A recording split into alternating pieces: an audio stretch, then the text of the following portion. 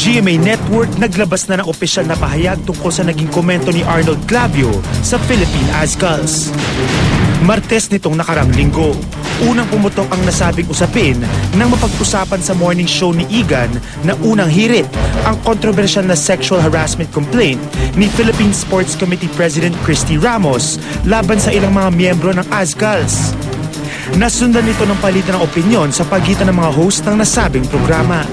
Pinag-usapan din ang reaksyon ng nababalitang girlfriend ni Philippine Azkals member Phil Young husband na si Angel Locsin sa Twitter tungkol sa usaping ito.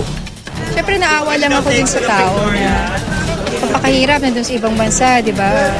Lumalaban, dala yung pangalan ng Pilipinas. Tapos, nakakalungkot lang na ibang tao pala hindi tanggap na Pilipino sila, di ba? I'm sure hindi naman sinasadya ni Kuya Arnold yung statement niya.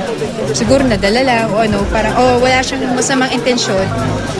Clear ko lang kasi siguro bilang journalist, maraming nakikinig sa kanya. So, kawawa naman yung mga nadadamay na tao. Na di po kami nag-aaway ni Sir Arnold. Wala pong tingin ko pong mabuting tao siya. In-express lang yung opinion niya, sinabi ko rin yung tingin ko. Ganun na yung sa akin. March 15, Huwebes. Isang sulat ang ipinadala ng Philippine Football Federation sa GMA na inireklamo ang umano'y racist, discriminatory, libelous at malicious na mga pahayag na nabitawan ni Arnold Clavio at Rhea Santos sa nasabing programa. Nitong March 16, Biyernes, opisyal nang nagpalabas ng statement ang Kapuso Network expressing some clarifications and its official stand regarding this controversy.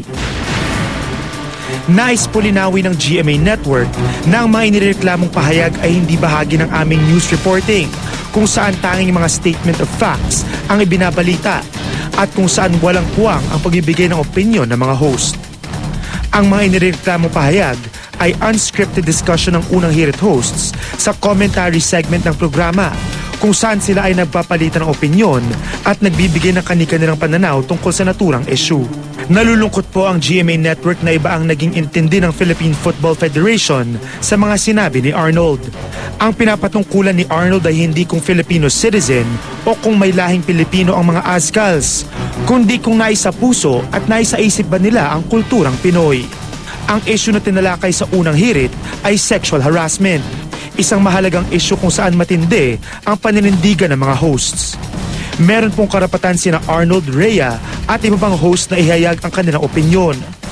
Isang karapatang pinoprotektahan ng ating saligang batas. Sang-ayon man kami o hindi sa kanilang opinyon, ang karapatan nilang ihayag ito ay kinikilala ng GMA Network, tulad ng aming pagrespeto sa karapatan ng publiko at maging ng PFF na maghayag ng kanilang opinyon.